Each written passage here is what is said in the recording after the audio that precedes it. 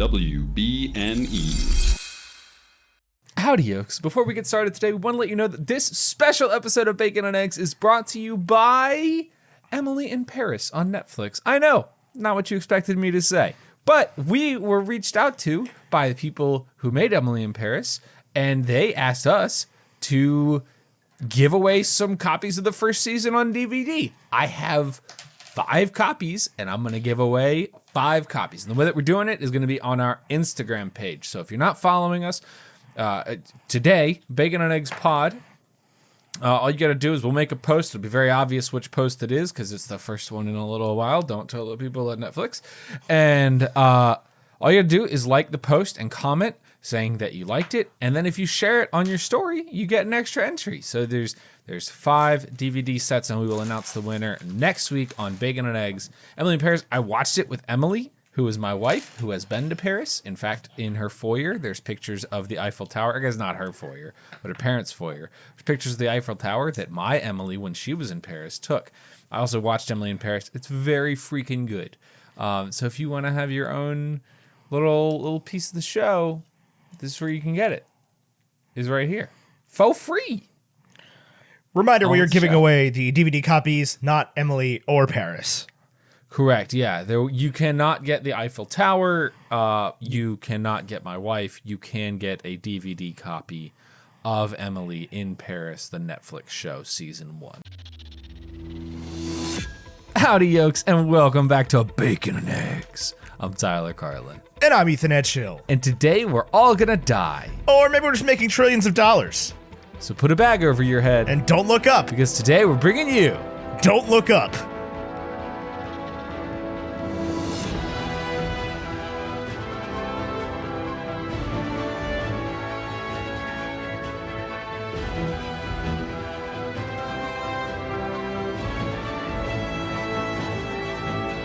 Don't Look Up, directed by Adam McKay, came out on Christmas Eve 2021. That's December 24th, which was 18 days ago from this recording. Had a $75 million budget. It had a box office run. I guess they think there might be some award possibility here. I don't know. $782,000 at the box office, so not a lot of money, so very, very limited. 55% critic rating, 78% audience rating on Rotten Tomatoes, 49 on Metacritic. Ethan? Do you have a negative review? I do. I have a negative review here from James Berardinelli of Real Views. That word confused me a lot just now. I'm not going to lie to you.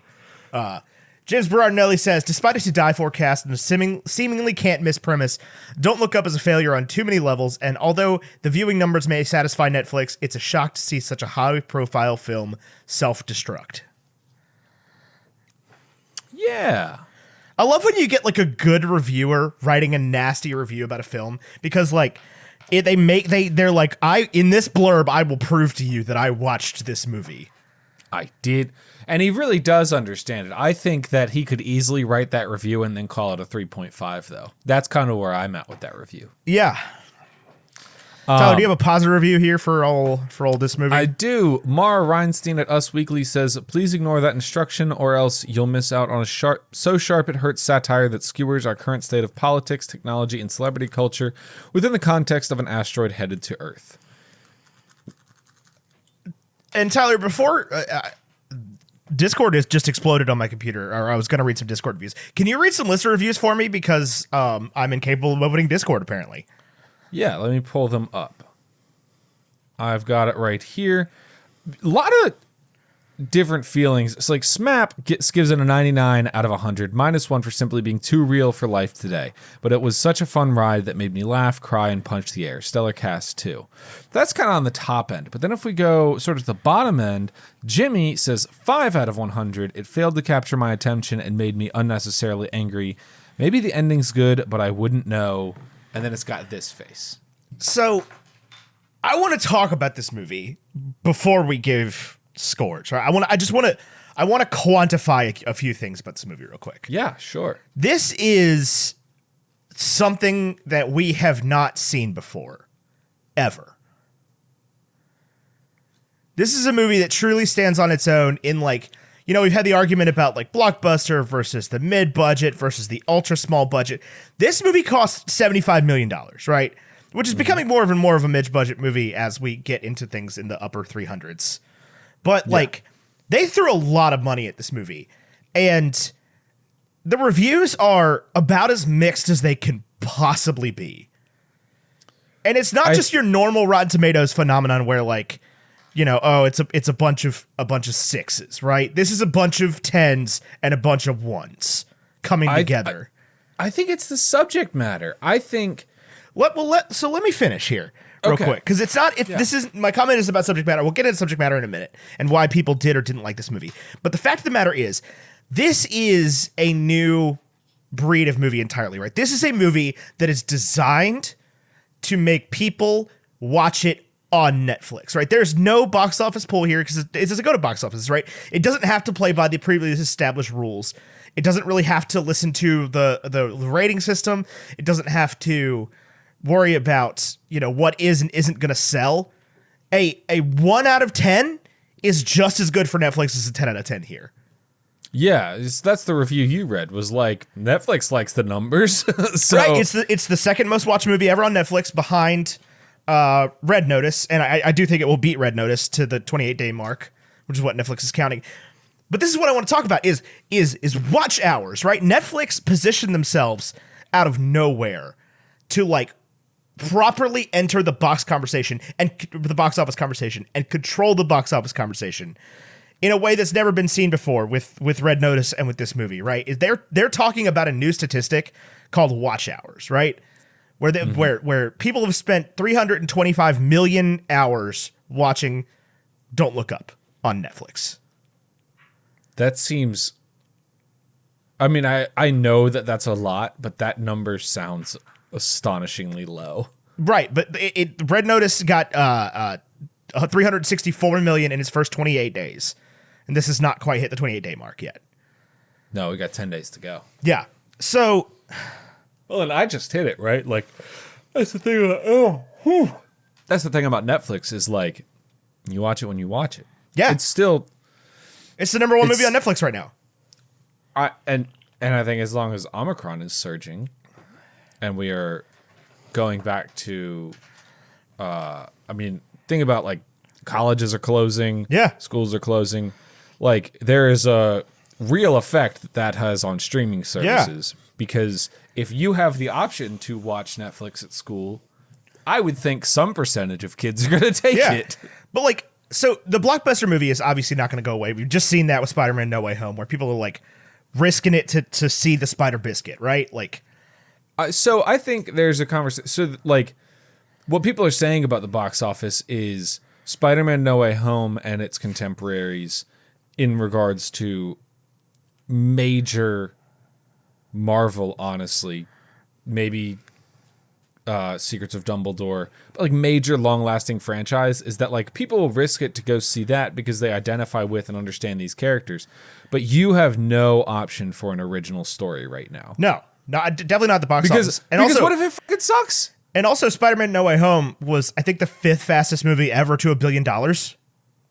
Yeah, it's because like, which is crazy. If you haven't been to the movies in 2 years, right? And this is the one you want to see, you're gonna go. But that was there was very much talk of like $1 billion movie might not exist anymore, right? And Spider-Man No Way Home was like 4 days, whatever, done.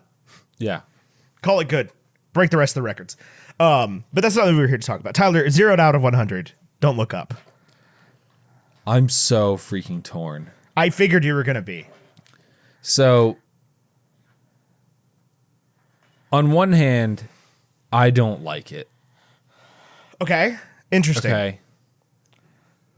I think the storylines are bad. It's like Scary Movie meets Kingsman, right? It's bad.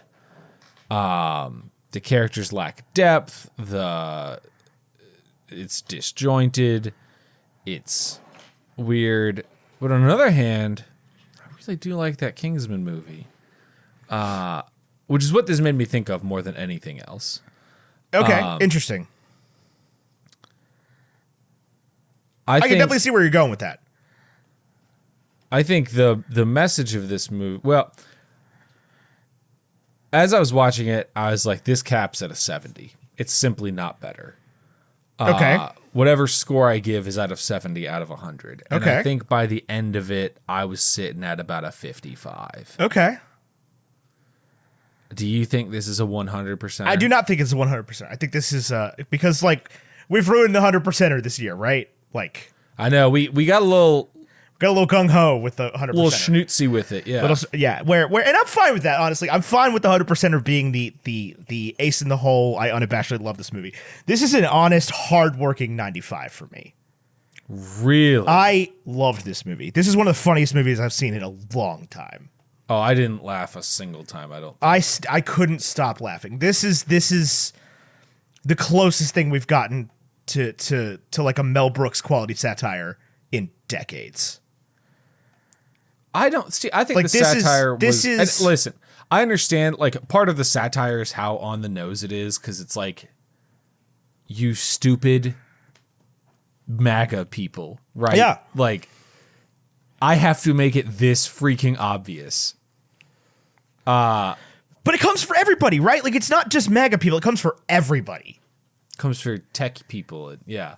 All I of think us. that at the end of the day, I think the message of the movie, regardless of the whole like blatant allegory about COVID, being the meteor that's going to Sure. wipe out our species. Sure. The message of the movie has more to do with one of the last conversations he has on the Tyler Perry show, where he's like, I mean, he flat out says the message of the movie. He's like, we can't talk to each other anymore. Yeah. Every time somebody has something important to say, they have to shout it and they look crazy. Right. It has And- to be softened and niceified. And It has to be softened and niceified. And that's a hard that's something that like you and I in our friendship have been working on in the past. yeah. Honestly, we've been friends for I'm 29 now. We've Yeah. been friends for 17 years. Yeah, since we were 12. I don't think yeah. we had a firm grasp on this until I was 27. Yeah, at least. And I still think we're working on it. Definitely. This is a tough conversation to have, especially regarding movies in the age of Disney owning everything. And this is not like a I'm gonna get all on my soapbox about Disney at the Megacorp, because even when Disney says stuff, people are like, no, they're not saying that. It's Disney. Like the Falcon and the Winter Soldier straight up was like, we don't like the military. People were like, they didn't mean it though. They were kidding. Jokes on us, right? Disney would never they would never do that to us, but they did. Right. And so, yeah, like people, you can't talk to people anymore. You can't have a person to person conversation anymore. If you have something important to say, it has to be, we've gotten to the age where, and I don't think this is inherently a bad thing. But we've gotten to the age where, we try to be so respectful of everybody around us that, you feel like you're not allowed to have problems because it might inconvenience somebody. Right. Well, listen, I want to get this out of the way right now. This episode could very quickly get political. It's not gonna. I want to avoid that if we can. Yeah, same. Because I don't think that this movie is asking for a political conversation. I know it feels like it is, but it's not. No, the political conversation is the allegory is simply the vehicle here, right? Like, right. What the movie is about is our capacity to speak with one another. Yeah. We like what the movie is saying is like we receive signals and then let that inform how we communicate interpersonally. Yeah. And not signals from somebody else, but signals from, what would Rachel Maddow or Tucker Carlson say about the conversation I'm having right now? Sure. And that's kind of what they're getting at here. And I think that's an interesting commentary. I think that's, something to talk about. On the flip side, as a film fan, and this is kind of shifting gears a little bit, so we can certainly get back to this point if you'd like to. No, actually, this was the first point I wanted to make, was the as a film fan point. As a film fan, I hate the characters that they made these amazing actors play. Really? Like, I don't like that campy president thing Meryl Streep was doing. I understand she killed it, right? Like, she did it as good as you can. I think, honestly, gun to my head, you want to talk about best performance in the movie, I think goes to, like, Tyler Perry. Yeah, Tyler Perry up there. But Tyler Perry is a very Stranger Than Fiction type character in this movie. Where, like, it only works if you know he's Tyler Perry. I didn't realize it was Tyler Perry. To Really? be honest with you, because I didn't know who Tyler. Like, I know who Tyler Perry is, obviously, but you know, he's got the moo on. He doesn't look like. Sure. I thought it was just some football player. Truthfully, Fair. Okay. thought they were going for. Then maybe it does work. My assumption would be that it doesn't work if you didn't know that was Tyler Perry, and you weren't automatically going to not trust the words that come out of his mouth. Well, I knew not to trust the word that comes out of his mouth. I mean, that was Sure. goes without saying. Sure.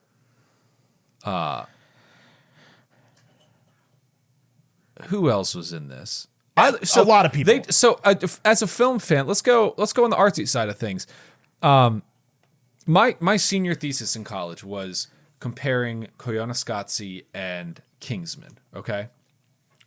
And talking about how we judge art films different than the way that we judge entertainment films. This surprisingly shares a lot of mechanics with both of those movies. That's exactly what I wanted to get into. Is I wanted to ask you, what did you think of the little Koyaanisqatsi style montages that would break in as sort of a segue throughout the film? So we got a couple comments, both in Facebook and Discord, about the structure of the composition, the editing of this movie. And I think that the team that actually put this movie together once it was shot get a 10 out of 10 for me. This is a direct knee-jerk reaction to movies like 1917, right? Where they're like, oh, we're going to make it look like a one-shot and we're going to win an Oscar because, like, that's, you know, degree of difficulty is so high it's going to be an art film. But, like, nothing happens in 1917. It's a boring movie about boring people. There's a bunch of explosions and stuff. Right. This movie was like, how many cuts can we put in this? How many? What well, you know what? Can we do 46 cuts a minute? Is that doable? Like, and I truly feel like they nailed the, as far as visual storytelling goes, they nailed the anxiety, they nailed the paranoia, they nailed that Harry Potter and the Prisoner of Azkaban feeling where nobody's listening to you, right? I truly think they nailed it. And the segues, the interludes they did with the bees and the fish and the dolphins and everything, just getting progressively quicker and quicker throughout the movie, showing this not just what is at stake for human life, but what is at stake for the planet.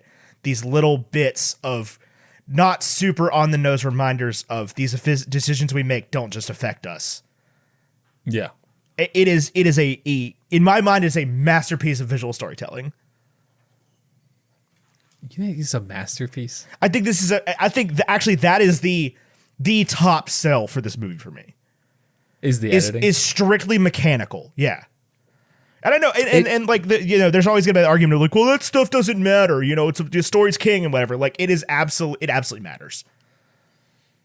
Yeah, I think that, like, with this script or with this concept, you give it to 5 directors, you get 5 vastly different movies. You get 5 vastly different movies. And we saw this movie before, right? We saw this. It was that Steve Carell, Natalie Portman vehicle, Seeking a Friend for the End of the World from like 10 years ago.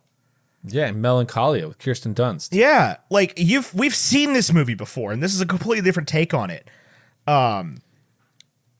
This is a movie. Although I don't know if you've seen Melancholia. This does line up pretty well with what that one was saying. Sure. If a planet was crashing into Earth, nobody would care. Like, that was the argument in that. Have you seen Seeking a Friend for the End of the World? No, I haven't. It is a movie I think about all the time. That I have had absolutely no desire. I mean, it's fine, right? It's Steve Carell in a serious role. You know, I like Steve Carell in a serious role. Yeah, but it is. I don't think it is the best example of that. It's not Dan in Real Life, right, or whatever that movie is. No, that's the one. Yeah. Steve Carell and Dane Cook. Yeah. But it is premise meets execution in a way that you'll never be able to stop thinking about it. Because it ends virtually the exact same way. That the planet explodes? Yeah. While they hold hands.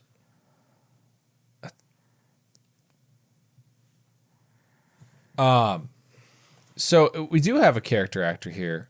I don't know what a character actor is, actually. Can you define that phrase for me? So a character actor is he's not a leading man, right? He's not they say this all the time about Giamatti, right? Where like it doesn't matter that it's Paul Giamatti, it matters about the performance, right? You're not so typical leading man. He's not the most handsome guy in the world. But he's selling you on what the character is. So Mark Rylance in this film. Yes. And in general. Mark Rylance in every movie he's in, yes. Yeah. So I loved the character they did here, where they were like, hey, you remember that Halliday thing you did? Do that shit again. Can you ruin that, please? Yeah. Can you make James Halliday the worst? The worst. But do the voice. Elon Bezos. Yeah. He's the third richest man in history. Yeah. I did like his little character thing. Yeah, anytime he's on screen in any movie, it is a joy. Yeah. And that's really what a character actor is. It's that anytime you say that about a guy, that's what they mean. Or a gal. What did you think? Jonah Hill's character, couldn't stand him. Ron Perlman, give me that every day of the week. Give me that every day of the week. God, incredible. Firing the gun at the comet, yelling, "You'll never take me alive." So good.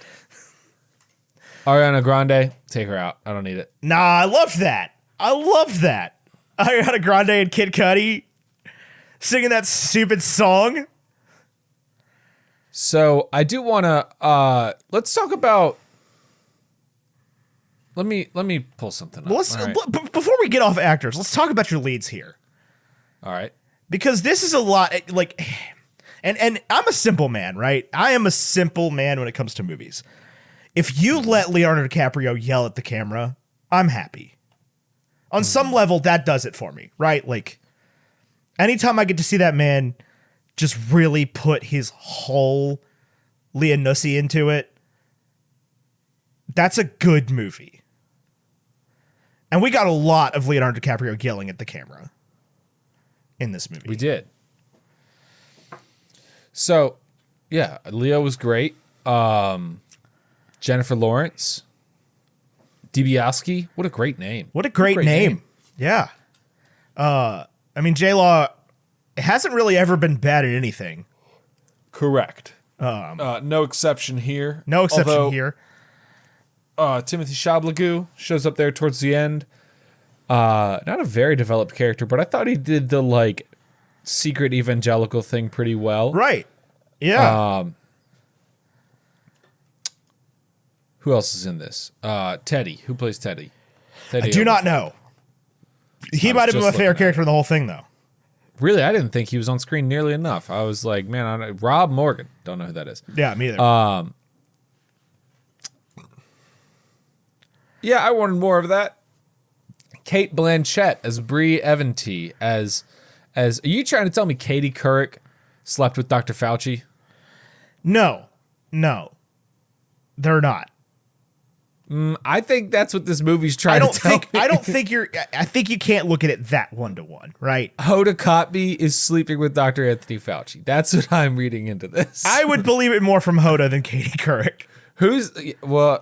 Katie Couric, she's like a real journalist now. Yeah. Who does Hoda do the morning show with? The blonde woman on Today right now. Jenny something. Jenny McCarthy? Who's on Today?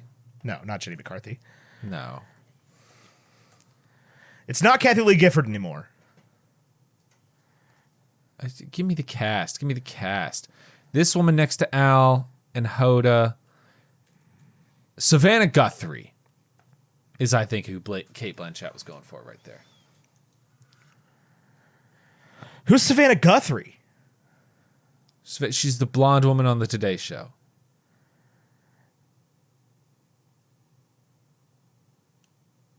I thought that was Jenna Bush. I don't know, whatever. No, I'm thinking of Savannah Guthrie. Okay. I don't know. For sure. But anyway, yeah, because he's not Dr. Anthony Fauci, right? Like, they're very different characters. I mean, I think that's who he's obviously, like, that's the one-to-one there. Yeah, but like that doesn't work for the narrative of the movie, right? You can't look at it that granularly. Yeah, I think Fauci is like she stands just for a dude. Yeah, she doesn't stand for Savannah Guthrie. She stands for she's Matt Lauer. No, she's not Matt Lauer. She's sleeping with the guests, right? But she is the Today Show, right? Like, yeah, she speaks for puff piece journalism entirely. Yeah.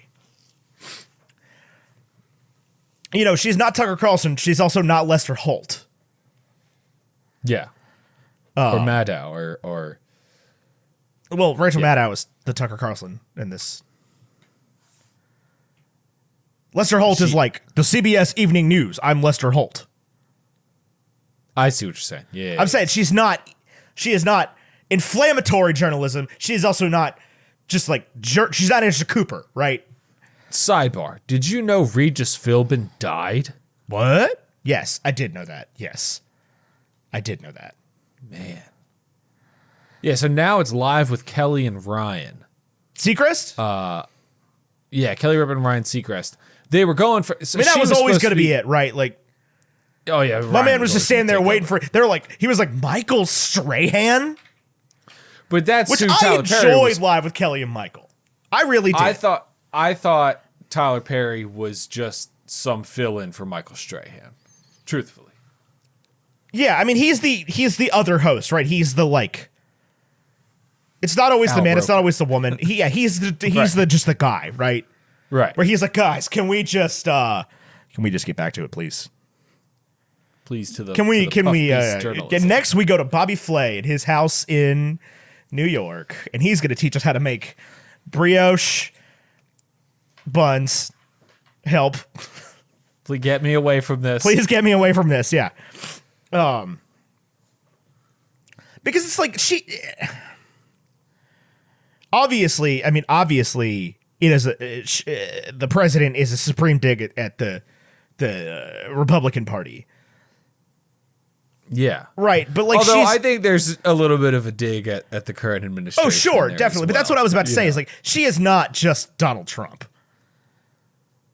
Correct. Right. Like, I mean, that's like, they got the hats, the symbolism, it's all there, right. But she's representing much more than that. Yeah.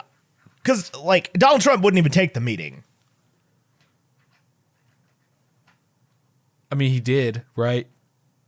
Like, he got the disease.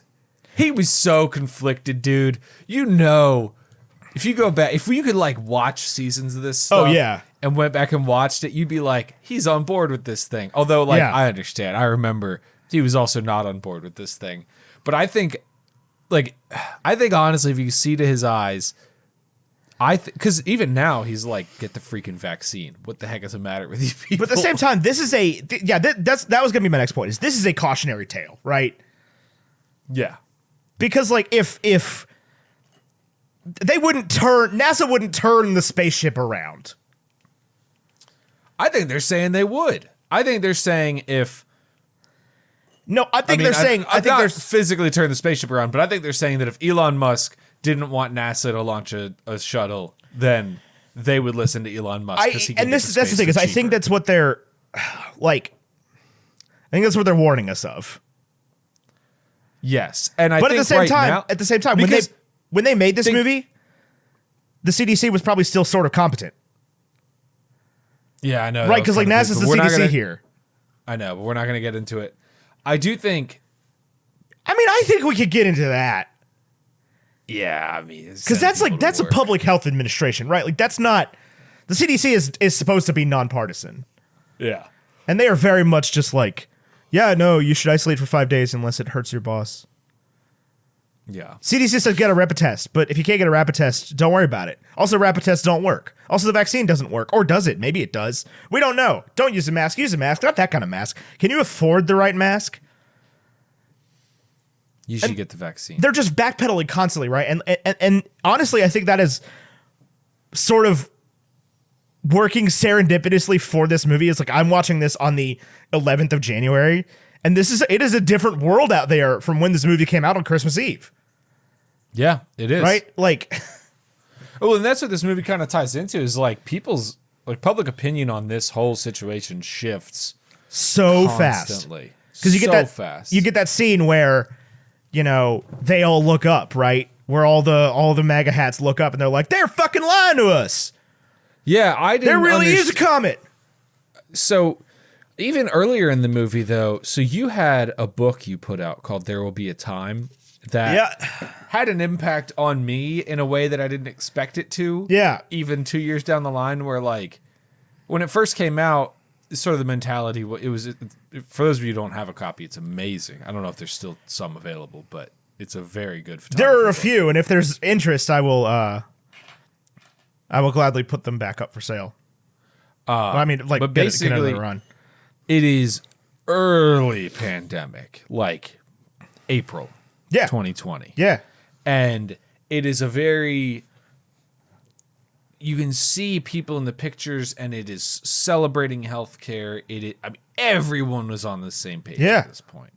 You know, I remember early pandemic conversations about, like, this united people in a way that we haven't seen since 9/11. You know, through tragedy, we will find unity.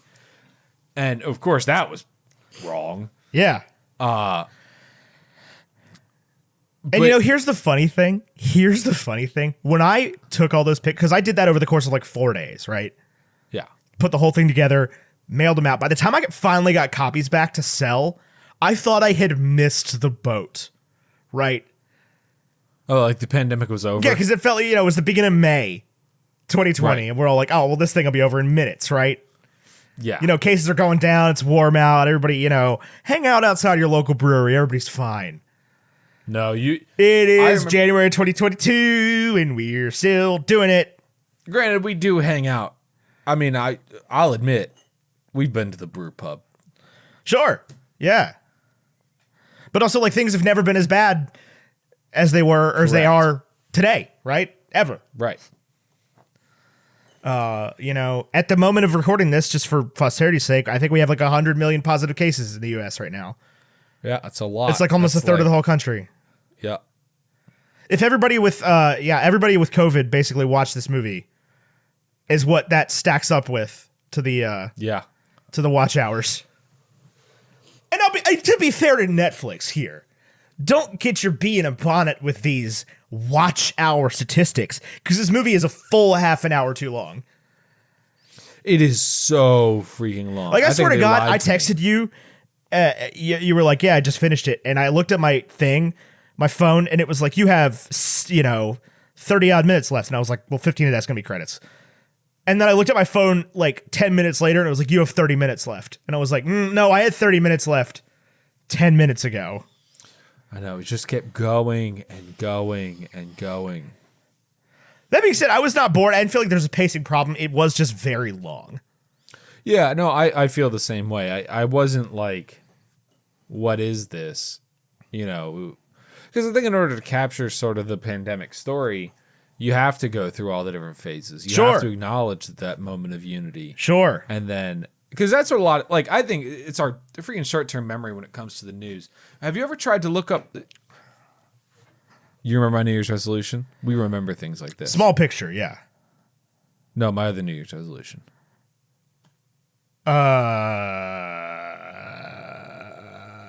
Don't be surprised by Virginia weather. No longer be surprised by Virginia weather. And it has come up like 4 times already, where I had to wake up and be like, I'm not surprised. Well, that it was to be fair, yesterday. You said that. You Betty Whited yourself into that one, right? Yeah, I did. You said that. You were like, I'm not going to be surprised by Virginia weather. Virginia was like, listen here, Tyler Garland. How would you like it if it was 75 degrees and then that night it was 17? And not only does it snow, but it sticks to the road. Somehow, even though it, during that snowstorm, never got below freezing. I'm not surprised though. And then we're gonna be like, oh, it's gonna snow and snow and snow and snow and snow, and the Roanoke's gonna salt all of the roads to the point where they look like it snowed, but it's not actually gonna snow. Normally, I wouldn't care about such a trivial thing as rock salt, right? However, I have an 11-week-old puppy. You know who fucking loves rock salt? Pickles. Does he? Oh yeah, he's like, I'm gonna eat that, and I'm like, that's bad for you. That's not just salt, buddy. That's ice melt. And also, if you eat that much salt, you will die. God, it's a cute dog, though. It is a cute dog, but he does love to eat things that are going to kill him. It's because I got him from North Carolina, right? Like, he comes from outside Winston-Salem, North Carolina, the town named after 2 different cigarette brands. And so he definitely loves to eat cigarettes. I think it should be called American Spirit, North Carolina. I believe American Spirit is Virginian. I don't care. If we're gonna name stuff after cigarettes, it's toasted. Well, that was not American Spirit. That was Lucky Strike. Oh, that's what I meant. It was Lucky. Yeah. American Spirit is not from Virginia. I think they're from somewhere else. All I'm saying is, if it's gonna be cigarettes, it should be Cool cigarettes. You know, Kool is a brand of cigarettes, right? No, I didn't know that. I don't know anything about cigarettes. Kool. I've never knowingly smoked a cigarette. I do know there was a party one time where I was very inebriated, where I'm told I smoked a cigarette with our graphic designer. Nice. I can't be certain that happened, though. Yeah. It's good that you don't work for Foot Lovers anymore. I know. Yeah. That would be bad. Granted, that party happened when we were in college. I mean, that's true. So what didn't do it for you about this movie? Let's talk about the movie as a movie, right? Like, you gave it a 55 out of 70. Talk to me about your degree of difficulty score there first. It's just not.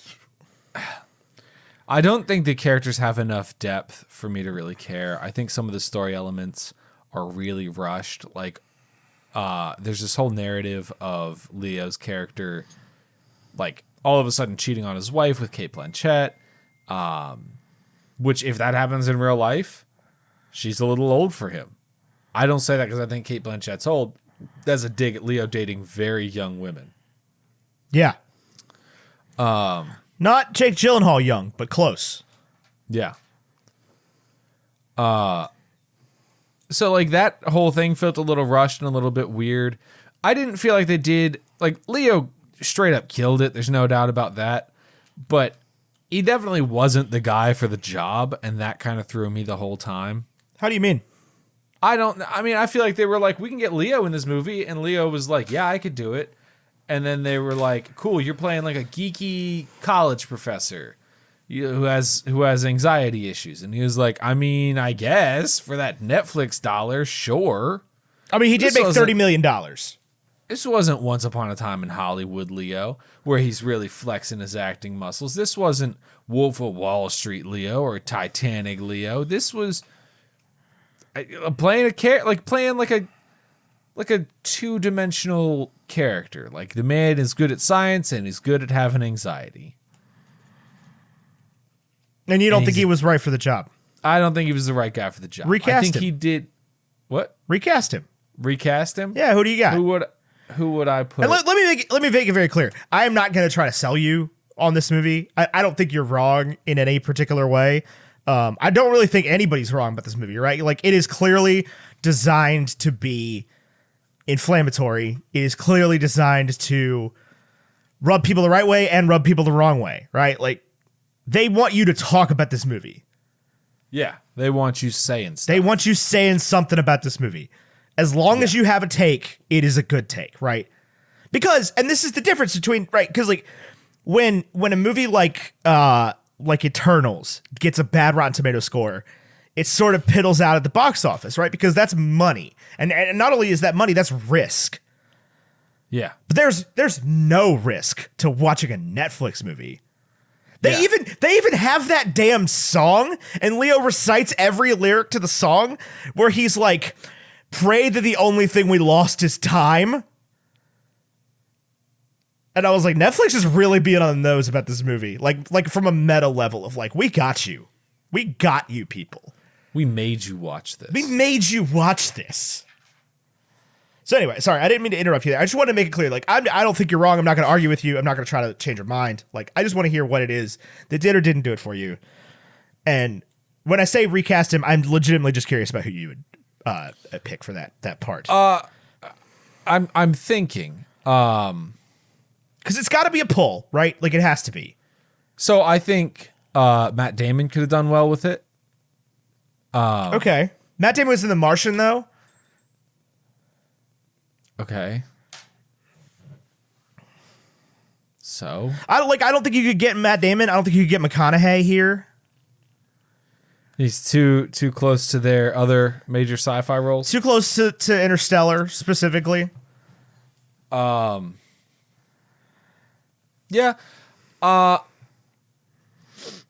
Let's see. I had a couple names in mind, and then I looked at this list of actors who were in it, and I forgot every name. That's fair. Let's see. I don't think Damon would be a bad choice by any means. That's not who I originally thought of, if that makes you feel better. That's fair. I think he's probably your best pick out of the Ocean's 11 cast. Yeah. Maybe Casey Affleck. So I'm looking at every Best Actor winner, and Casey Affleck also comes up. Some of them obviously could not do it. Like Rami Malek couldn't do it. No. Let's see. I think there is a low-hanging fruit to call Tom Hanks into this role, and I'm glad they didn't. Oh yeah, that would have ruined this movie. Yeah. I think here's my totally off the wall suggestion. Uh-huh. Bruce Willis. In a serious role? Yeah.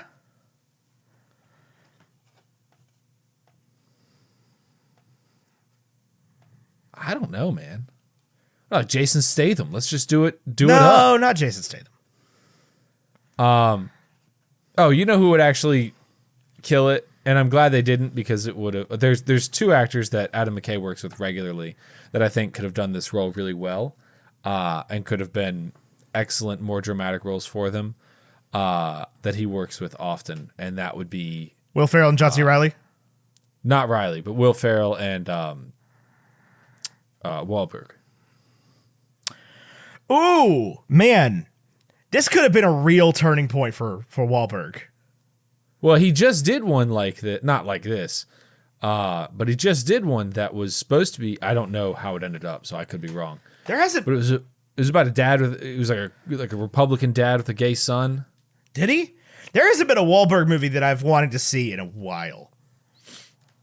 I end up watching a lot of these McKay movies. Like I've seen Daddy's Home like 5 times. Yeah.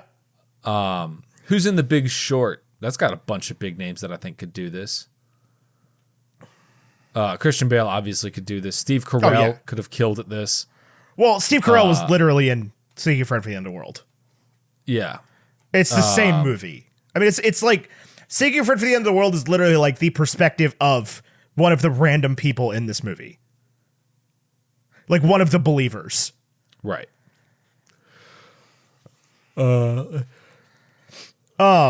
Hugh Jackman, I think, probably could have done it. I'm glad they didn't do Ryan Gosling. That would have... Not Ryan Gosling. Ryan Reynolds. I'm also glad they didn't do Ryan Gosling.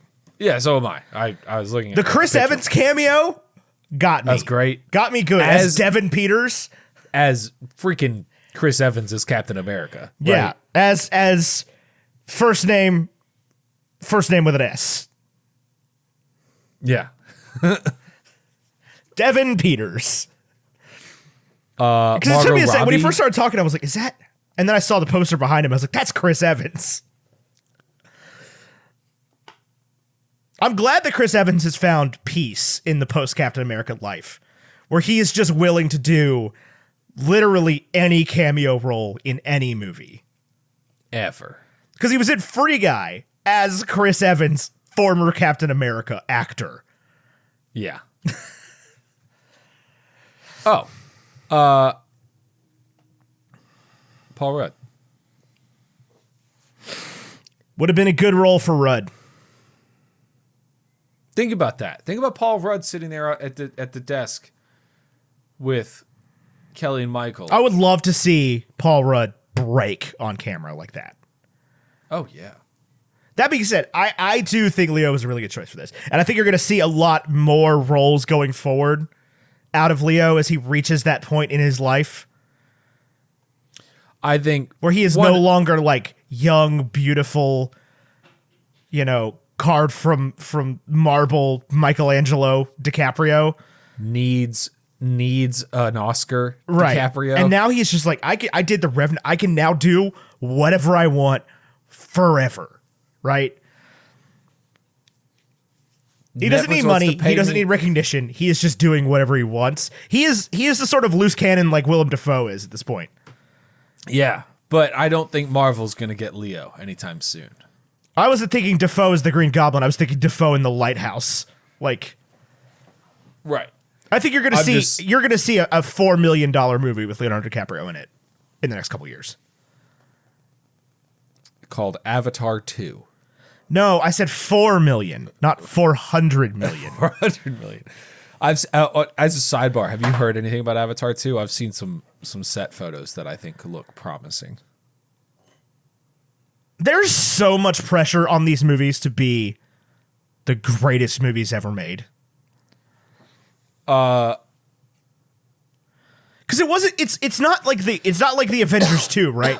Where they left it on a cliffhanger and then 14 years later they were like, oh, by the way, we made a second one. They were like, we're not going to make another one for 15 years. Jake Sully is going to sit down for 14 years. Sigourney Weaver will have aged 14 years by the time you next see her as this character. James Cameron fully calling his shot there. Sometimes I regret not being born in like the late 70s so that I could be a teenager that had Sigourney Weaver and Ghostbusters on his wall. There's Ghostbusters. Just the first one, right? Yeah. Yeah. Yeah. Yeah, I think DiCaprio crushed it. I think J-Law crushed it. It was a hell of a cast, for sure. I don't think selling me on Jennifer Lawrence being I guess PhD students can be like in their late 20s. PhD students can be whatever age they want. I guess so. Yeah. I didn't like Jonah Hill's character. I thought he did fine, right? He did the Jonah Hill thing. I don't think you're supposed to like Jonah Hill's character. No, I know, but I don't like the way that I disliked him. You know what I mean? Like, he almost got me to cry. What, there at the end? Right at the end, where it just cuts that last shot of him going, she's coming back. She's coming back. In the room by himself. Yeah. Little chief of staff. Yeah. I thought they were going to go dark with Halliday when he was like, oh, I've got to go to the restroom now. Yeah, I thought he was going to go in there and kill himself. Yeah, I was like, I for sure thought he was going to go in there and kill himself. Yep. And then they were like, nope, we're going to, although that was a pretty funny callback joke at the end. Well, that she gets eaten by where the bird eats her and he's like, oh, I think that's called a Bronteroc. Yeah. Where he's like, your death is you're going to be eaten by a Bronteroc. We don't know what it means. I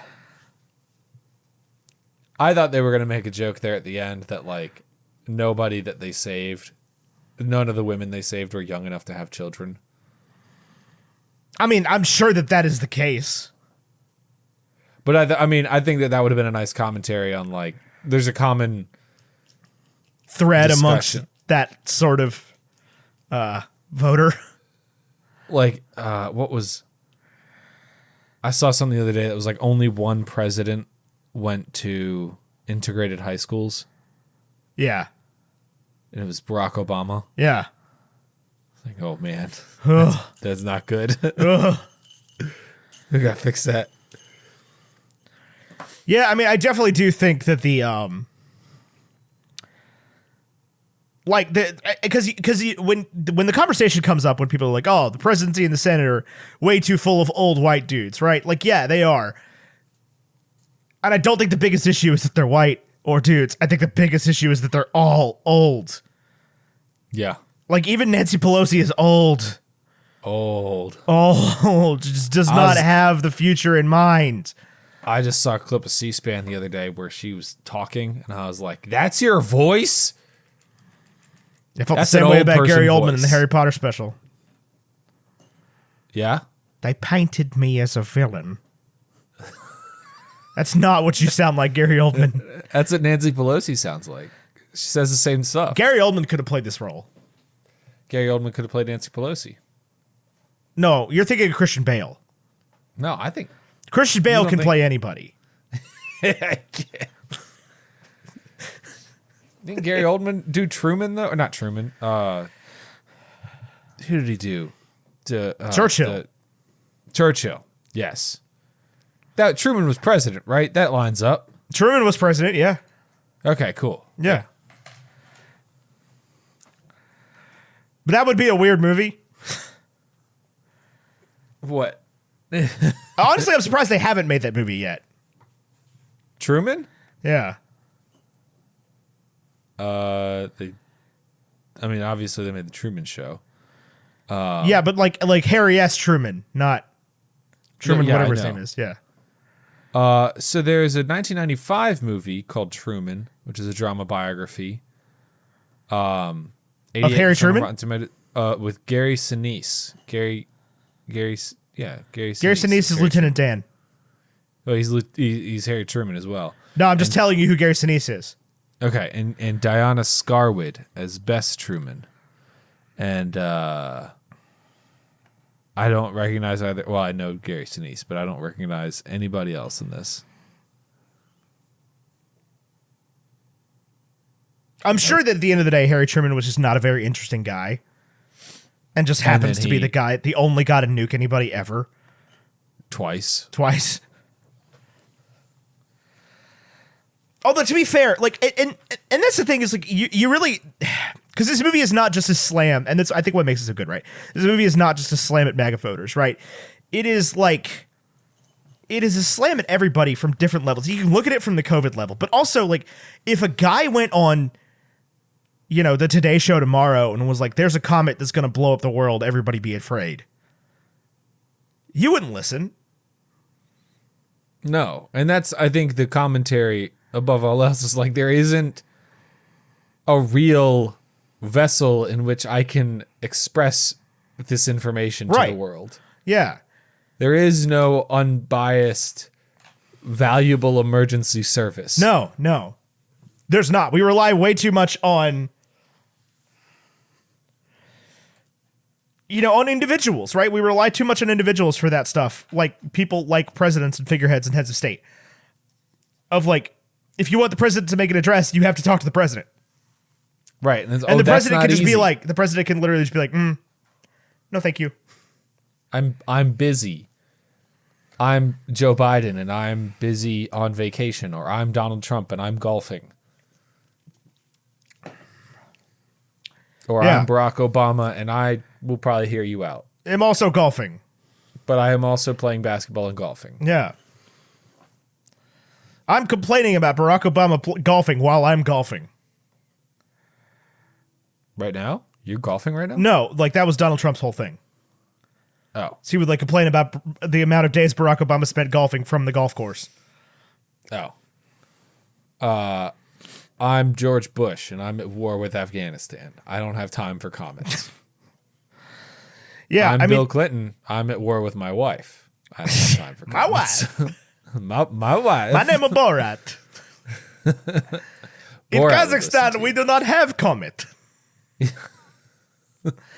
This is my neighbor, Yushan Tuliakbai. He is painting my assholes.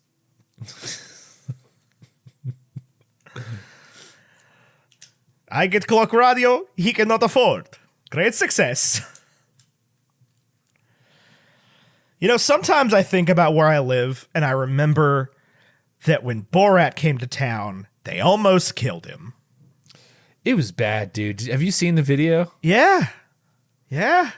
He starts singing like the Kazakhstan national anthem to the tune of the United States national anthem. Yeah.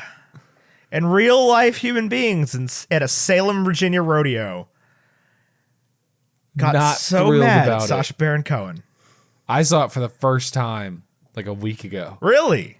Yeah, I'd never seen it before. We were talking about it at work, and so Hold on. I just want to tell you something that I thought was crazy.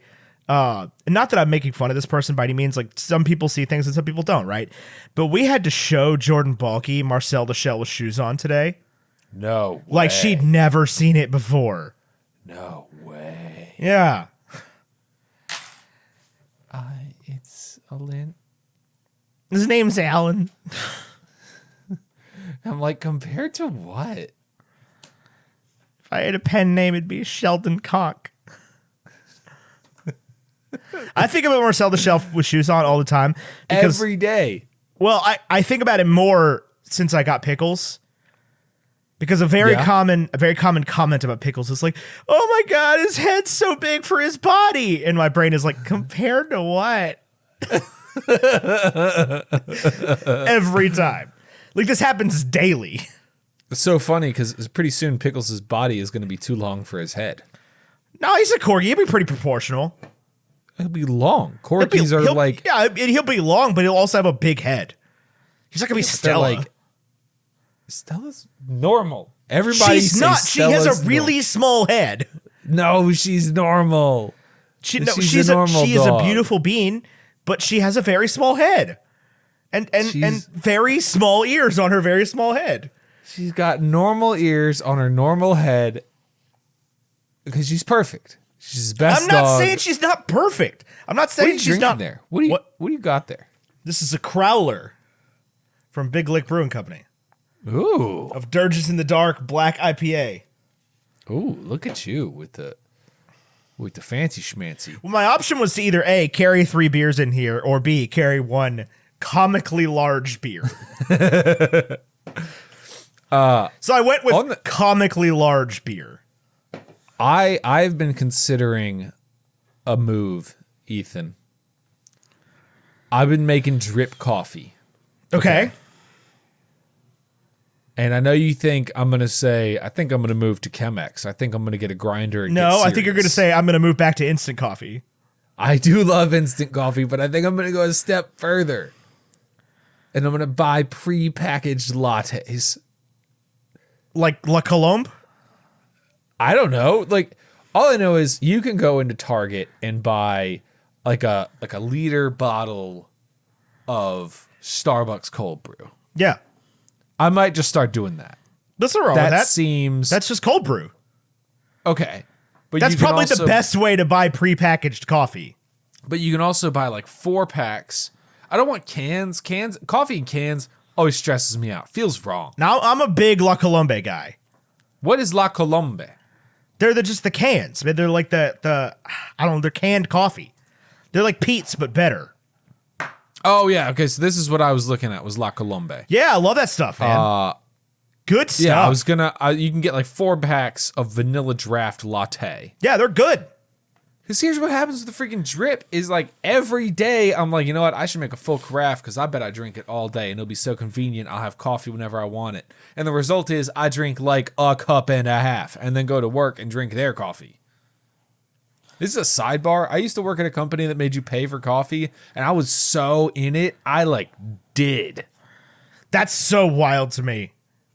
Even at my worst job, I never had to pay for coffee. Yeah. Granted, when I worked for Colin Owens, I was drinking like knockoff Dunkin' Donuts K-Cups. Oh, God. When I worked for... Yeah, that's bad. When I worked for Chris Millihan, our secretary didn't know how to brew coffee. It was bad. I used to drink when I worked at the second State Farm office. My coworker Jamie would always make the coffee, and he would make like extra strong Cafe Bustelo drip coffee. Knock you right on your. And I would right drink on your, it with exactly one equal. Yeah. Like not So even a sweet and low. And I look back at gets you myself and I'm like, going? how did I do that? Like, how do I not have an ulcer? This whole stomach ulcer thing, nobody brought this up to me as a danger until like a week ago. I got acid issues.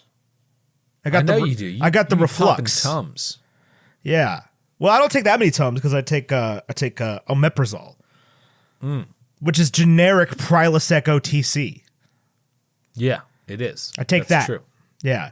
It stops my stomach acid. But like even so, I don't like to drink black coffee just because it fires it up so much.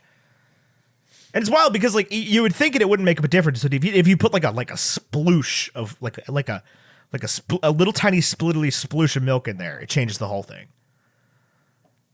Like it helps you. Yeah, it helps me. What do you put in your coffee right now? You make a cup of coffee at the office with their fancy grind and drip in one. It's not grind and drip in one. No, I know. Grind. Because I make it plenty of times. Oh, do you? Yeah. So usually it is either me or Riley getting there first. Okay. And how do you take your coffee is my question. Jay has us buy the just regular French vanilla International Delight. So I take it Yeah, with he doesn't like Coffee that. Mate. He doesn't like Coffee Mate. I also don't like Coffee Mate. I like coffee. I'm a Delight guy. I prefer the Cold Stone Delight, but I'll take I just drink it with French vanilla. Yeah, any sweet and low or equal or equate. I'm not putting sweetener in my creamered coffee. Oh, I do. Why? Because then it's sweet. Does Coffee Mate not have sugar in it? Is that the difference? Neither of them have sugar. They both have aspartame. Okay, whatever. But like, the Delight is sweetened. Yeah, you just add a little. I add significantly more sweet. I have never had a cup of International Delight coffee and wanted extra sweet. I think it's like because I like black coffee, right? I can drink a cup. I could drink your brother's coffee black for sure. I can but I drink. don't. I mean, I wouldn't go to Starbucks and do it, but I could drink a Starbucks Pike hold on. Place black. I would never order a black drip coffee from Starbucks. No, it's rude. 2, it's not the point. 3, it's burnt. Yeah, Okay. I mean, And 4, it's burnt for a reason. It's burnt for a reason. If I was old Joe Biden, President Byron, if I was that guy, I would sign an executive order saying that all Starbucks in the United States were no longer allowed to make drip coffee. Just so you're aware, when that guy says Byron, you know he's not talking about Joe Biden, right? Yes, he is.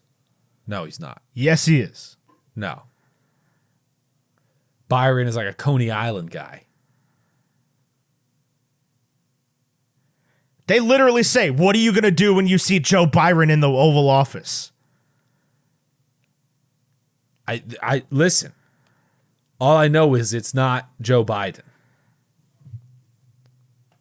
They literally say, what are you going to do when you see Joe Byron in the Oval Office? And he says, I'm going to give him a big old kiss. So Joe Byron, here we go. Here we go.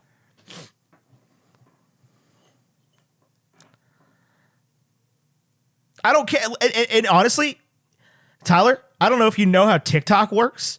The original video matters about as much as hen's teeth. You bringing idioms out of nowhere right now. I've been watching Yellowstone, man. It's connecting me with my, even though it's from Montana, it's connected with my deep Appalachian roots. Yeah, you been dipping some backer? Never. Ugh. That's gross. I'd rather smoke cigarettes. Yeah, same. If somebody was like, you have to use a natural tobacco product right now, I'd be like, I'm going to smoke spirits. So you alluded earlier to the fact that my previous job didn't allow cigarette smoking. Yeah. My current job on my first day, as I'm like going through the paperwork, owner stops me and is like, "Hey, is it okay if I pack a dip right now?" I was like, "Yeah, I don't care. Do whatever you want." And that's when I knew. I'm pretty sure that if I... It is weird that tobacco made me feel like I was in a safe space. I mean, that's true. I don't smoke tobacco. That's true. I have no interest in it. But like, it was definitely like an oppressively anti-tobacco culture at your last job. It was just an it was a control thing. That's yeah, all it was a control thing. But also definitely like if I like was in the room with your brothers and I was like, yeah, I'm just gonna go up on the roof and smoke a cigarette real quick, they would both look at me like, what the absolute fuck? No, you're not. Yeah. I think Jay would be like, I don't know this guy, and Ben would be like, listen, Ethan, we need to have a talk. You have to stop smoking cigarettes. You can't do that. You can't do that. It's bad for you. Yeah, that's how that would go down. You know who doesn't smoke? Emily Malley. Or okay. Ryan. I don't know what Ryan's last name is. I don't either. So this movie swings from beginning to end, right? Like they do not stop. They don't pull punches in this one, right? Like when Ron Perlman is in the spaceship flying up to the stars, and he's just like, well, cheers to this big blue earth, the big blue ball that we call home. A lot of good white people working there. A lot of good strong white people on that planet. You didn't laugh the whole time. I laughed when he said that. I laughed a lot. I laughed a lot at this movie. No, yeah, I didn't think this is one of those movies where like this happens to me a lot. This is one of those movies where, like, man, I wish my mom was around to see this one. She'd have gotten a real kick out of this. Yeah, I thoroughly enjoyed this movie. I had a lot of fun with it. The ending is tough. When they all get exploded? When they all get exploded, right? Yeah. Yeah, it's not as fun as when in Kingsman when everybody gets blown up. No, it's not nearly as fun as Kingsman. There's no Casey and the Sunshine Band. That's true. That's true. I was surprised, honestly, they didn't play like a popular music song as the Earth was being destroyed. I mean, they did have Ariana Grande sing a pop song original to this movie. Maybe that's the Oscar they're going for. That would have been hilarious if Lin-Manuel Miranda is like, I'm going to do everything I can to get my EGOT this year. All I need is the Oscar, and I'm going to direct the best musical of the year, and I'm going to write the best songs. I'm going to write the best songs from the best Disney musical, and I'm also going to have one of my own musicals adapted for screen by an award-winning director. And then he loses to Ariana Grande and Kid Cudi singing a song where Ariana Grande is like, just listen to the fucking scientists. That'd be such an Oscars move too, right? That'd be such like a we're Hollywood, we care. Yeah. Oh, sorry, Lin-Manuel Miranda, you lost because Kid Cudi is black. Yeah. Oscar's not so white, huh? And also, the 2022 Best Picture is, wow, in a surprise turn, it's Green Book again. Green Book wins We revisited again. it and thought it was just as dope as last time. Yeah, we didn't like Ma Rainey's Black Bottom, though. That one sucked. Hey, you remember that time that Guillermo del Toro made a movie about a girl that likes to fuck a fish? That's a Best Picture quality movie right there. To be fair, we haven't watched it.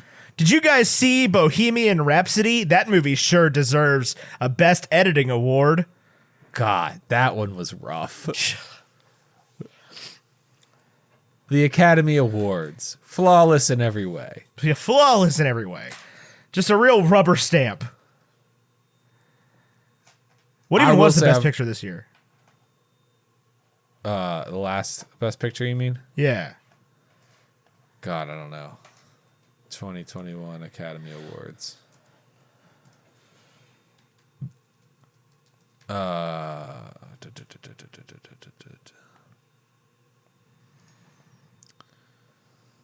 Nomadland. Nomadland. Yes. Chloe Zhao.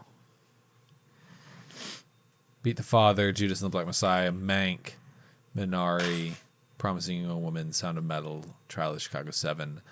I've seen Sound of Metal, Trial of Chicago 7, and Mank. I have seen all of those except for Nomadland and The Father. Father sounds like it's probably pretty good. Oh, I'm sure. Anthony Hopkins won Best Actor for that, which still pisses me off. Over Chadwick Boseman. Oh, yeah. No, I mean, that one was... Not only he would have deserved it if he didn't die. I know. That was a freaking performance. That was so good. But, I mean, you got Anthony Hopkins and Olivia Colman in a movie about a guy that has Alzheimer's, right? Like, that's pure Oscar bait. Yeah. I will be curious to see where this one lands on in awards season. I don't think it'll be a part of the Oscars at all. Really? I think it will either not will. be a part of it at all, or it will be nominated for Best Picture. I think it legitimately might. I wouldn't be surprised if it did. That's a super Oscar-y thing to do. I think you will get a Best Actor for either DiCaprio, a nomination for either DiCaprio or J-Law. No. Just because they existed in a movie. I mean, yeah, they're like Oscar bait actors for sure. You know, I always get mixed up. Although Netflix really brought themselves to the conversation this year because they also in the last month did Tick Tick Boom, and people like there's a big campaign for Garfield for Best Actor. You know who I always mix up, Ethan? Garfield will get his Tony. I mean his EGOT because he started with the Tony, right? He did the hard part first. Well, I mean that's the hard part unless you're a stage actor. If Yeah, you're he got the Tony Rannells, he got the Tony for drama. Like, yeah, but if you're like Andrew Rannells, it's going to be much, much easier to get the Tony than it is the Oscar. yeah, but Garfield's a film actor. Right. That's what I'm Yeah. saying. Yeah. Not a lot of actors get the old EGOT. It's a lot of like Scott Rudin types. Producers. But yeah, I think I don't think that Tick Tick Boom will be the movie that gives Garfield his Best Actor, but he has got one in him. Anyway, you had a point you were going to make. Sorry. Yeah, You got me my talking about point the is Oscars, and I was not excited. super important.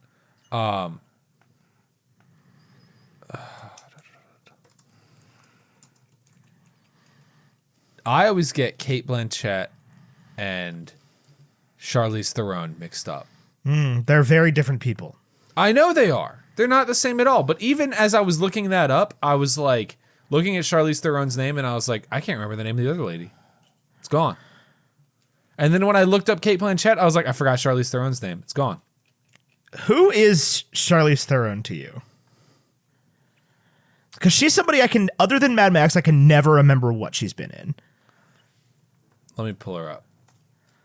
Like, is there something that immediately jumps to mind? I think so. Let me pull her up on IMDb. The old IMDb. Yeah, the old... I mean, I know she's in Mad Max Fury Road, so like that comes... Even though I haven't seen it, it's still like... You haven't seen it? Nah. Oh, man. I don't think I realized that. I thought I saw it with you. Nope, never seen it. I saw that movie in theaters 3 times. Producer, no, While we lived together. actress. Credits. You should watch that movie. That is a hoot and holler and good time. She plays Megyn Kelly in Bombshell. Let's see. Man, I hate Megyn Kelly, I think. Right? She's a real shitbag, isn't she? She's Fox. Yeah. She's in the Italian Job. That's true. No, I don't know where I know her from, if I'm being honest with you. She's just like a name I've always known. she definitely is like when I saw her in Mad Max, I was like, this is somebody I'm supposed to know from something. Yeah.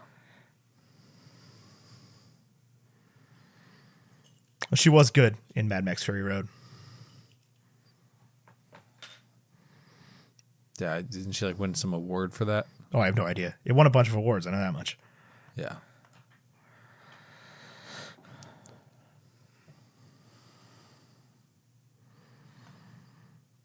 She was in Trial and Error with Jeff Bridges. I think that's, I mean, we've all seen that. I've never heard of that movie.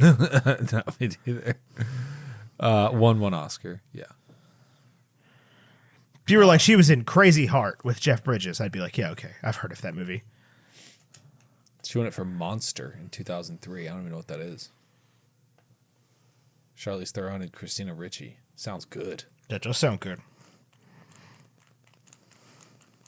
Oh, it looks good. Looks like really high end. My Name Is Earl type content, not comedy content. Like high end blue collar. I watched not that long ago. I watched a random episode of My Name Is Earl, and I was like, "This is a good show." I bet it was. It was on the air for a while. It was on the air for a while, and I really remember liking it. But I was also like a child that probably shouldn't have been watching it, honestly. Yeah. But yeah, like it holds up. It is funny. That's good to hear. I'm glad you enjoyed it. Yeah. What have you been enjoying lately? I've been loving Emily in Paris, of course. Yeah. Tell me about that. It's a good show. It's about Emily. She moves to Paris and then gets stuck there. It's great. Now, is she What stuck have there I- because of the COVID-19 pandemic? No. It's because her boss, I think, got some details like wonked out. She's supposed to go there like with her boss, I think is what happens. And then her boss at like the last minute, it's like, yeah, no, I'm not going. But you go anyway. Yeah, you go anyway. What else have I been enjoying? I've been enjoying, God, man, I don't even know. I've been watching sports a lot lately. Okay. Which comes up a lot on this show. Tell me I think about that. it's getting to people. The National Basketball Association has kind of been on my radar. I don't know if you know this. Yeah, I don't think our fans like. like the National Basketball Association very much. I think they do. I don't think they do. I've been watching the old Hawks. That's who I've landed on, Ethan. You've landed on the Atlanta Hawks. Tell me about that. I think I've landed on the Atlanta Hawks. I got Trae Young, who is an explosive player who's fun to watch. You know, he's got. Give me your best Chris Collinsworth. Now here's a guy about Trae Young. Now here's a guy who, he's Trae Young. He's in the league. He's a younger guy. I don't even know if that's true. I know that there was a game where he put up some crazy stat within the past 2 weeks. He put up 56 points and 14 assists, which you don't have to be a basketball fan to know that that's a lot. Now there are some basketball announcers that I really like. Robert Griffin III. For my money, Kevin Harlan is one of the best commentators in professional sports. He's a real Al Michaels type. That's good. He's one of the guys that does the voices for the NBA games, the 2K games. Yeah. And every time he talks, I'm just like, man, this is a sports commentator right here. This isn't no Chris Collinsworth. That's one of the problems of football right now is we don't have. There are no great. I mean, there's still Al Michaels, right? But you don't have Al Madden and Michaels is Summerall fine. out there. Or Berman. Yeah, or Berman. Boomer. I mean, Berman's still doing some stuff. He's not.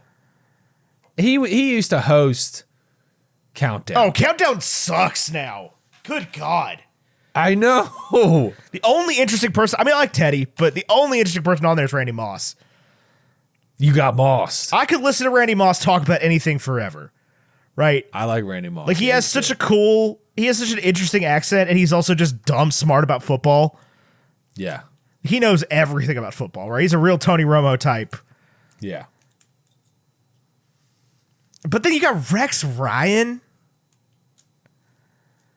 Yeah. Why? Because What does Rex Ryan know about football? Nothing. Nothing. Nothing, man. Nothing. We ain't got nothing either. I don't know. That's all I've got to say. If I'm being 100% honest with you, Ethan, I think we can wrap this bad boy up. All right, wrap it up. Put it in a bag. All right, I need a listener Oh, yeah, score. I need to do the listener score. So just Yeah. T.O. All right, Tyler, I've got a listener score here. All right, just to recap, I gave it a 55, Ethan a 95, Rotten Tomatoes a 54, Metacritic 49, and the Rotten Tomatoes audience a 78. What did our listeners give it? Bacon and Eggs listeners gave it a 62. 62. All right, yeah, those low scores really pull it down. Yeah, well, we had a lot of low scores and a lot of high scores, right? There weren't a lot of middle scores. Yeah. Let me copy this I think you have a information. child or a dog. A dog, sounds like. Yep, that's a dog. That's Stella with her normal-sized head and her normal-sized body. I mean, her head's pretty small for her body. Your head's small for your body. You were the one making fun of my dog and his head size. 67.45, which rounds down to a 67, which beats Red Notice but loses to Eternals. That's an interesting thing for it to be right next to, is Red Notice. I know. I mean, it's way above Red Notice. Red Notice is a 36. Oh, this is our second worst movie all year? Yeah. I thoroughly enjoyed this one. I don't think it's on the top of my thing. Like, it doesn't make my top 5, right? It didn't move the needle that way. I don't think I'll watch it again anytime soon. So freaking long. Yeah, it is long.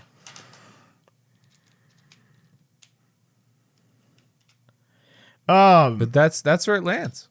That's where it lands. Cool. Fair enough. Well, this has been a Bacon and Eggs episode. This episode is brought to you by Emily in Paris. Check our Instagram, instagram.com/baconandeggspod, or go to follow the link in the description and enter the giveaway there. There's instructions on the post, and you could be selected to win one of 5 DVD copies of Emily in Paris TV show. And also go watch it on Netflix. It's very good. It's a lot of fun. A lot of people love this one. A lot of people find a lot of solace in it. It's coming back into the zeitgeist at the moment, in a big way. So go check that one out. And Bacon and Eggs production, WB&E Podcast Network. For great podcasts like this one, the one you're listening to, and more great podcasts like Sincerely Us, their dear friends Becca and Eni talk about musical theater. And you can find that podcast anywhere podcasts are found, sold, or given away for free. In addition, our graphics are by Vaishon Brand and Vaishon Designs on Instagram, and our music is by Andrew Scott Bell, AndrewScottBellMusic.com. You can find links in the description if you need them for anything. Tyler, do you have any final thoughts, any questions, any comments, any death threats? No, but we'll see you on Monday for Book of Boba Fett, episode 3. Apparently, first episode was not out. It just disappeared into ether. So Yeah, we're working on that. But you can enjoy the first 2 episodes. They are up now. And the third episode will be out Monday-ish. I'll tell you right now, we're playing this one a little closer to the chest than we did in the first early Marvel shows. But they're coming out roughly on Mondays. Yeah, the Monday-ish Lorian. The Monday-ish Lorian. The Thursday show will remain on Thursdays. Of course, I say that, and next week it'll be Friday. The Munduk of Boba Fett. Yeah. Anyway, I'm Ethan Edgehill on behalf of Tyler Carlin. This has been Making an Eggs. Until next time, arrivederci. Annabelle Chase.